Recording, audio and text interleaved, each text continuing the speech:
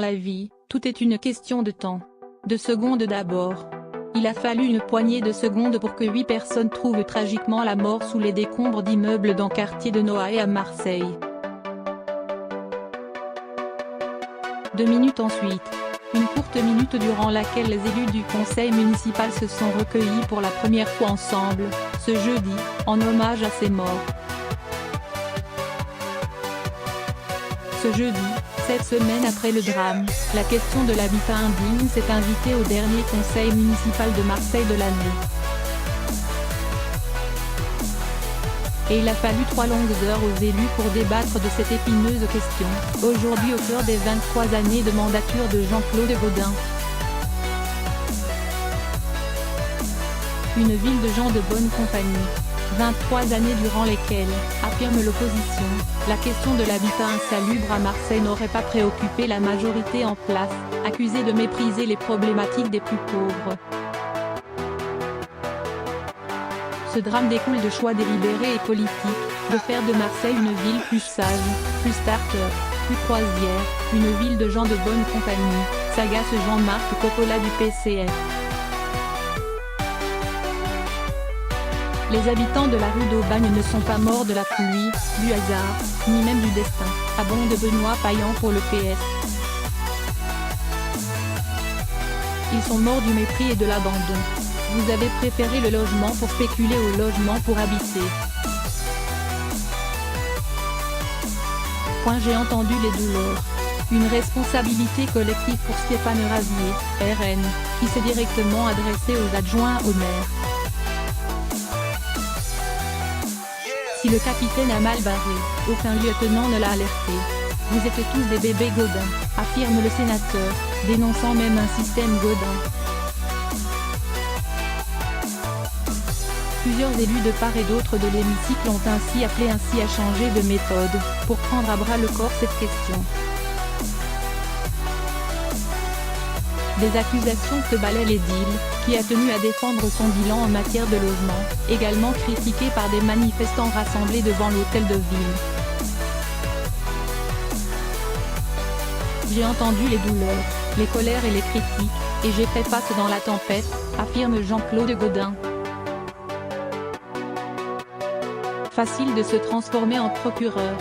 Il est facile pour certains de se transformer en procureur et de tirer des accusations et conclusions dans le moindre fondement, a poursuivi l'élu, appelant à ne pas préjuger des résultats de l'enquête judiciaire ouverte notamment pour homicide involontaire.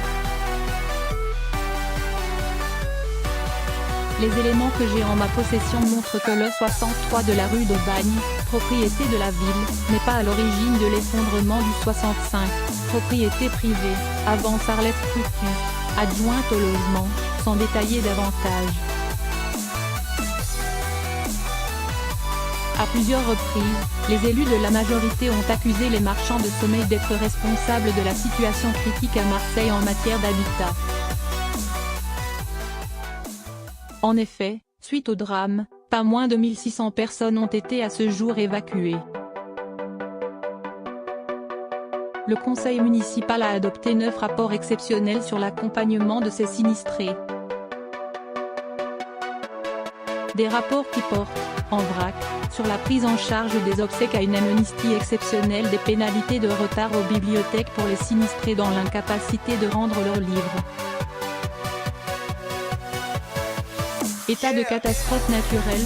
Toutefois, malgré les 3 heures de débat, aucune mesure d'ampleur, ni plan Marshall pour lutter contre l'habitat indigne n'ont été annoncés.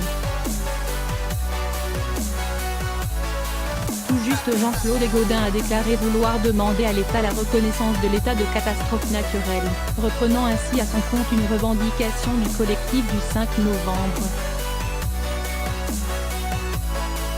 L'opposition a réclamé le vote de certaines de leurs propositions, comme le permis de louer ou la réquisition des logements vides. Une possibilité écartée par le maire.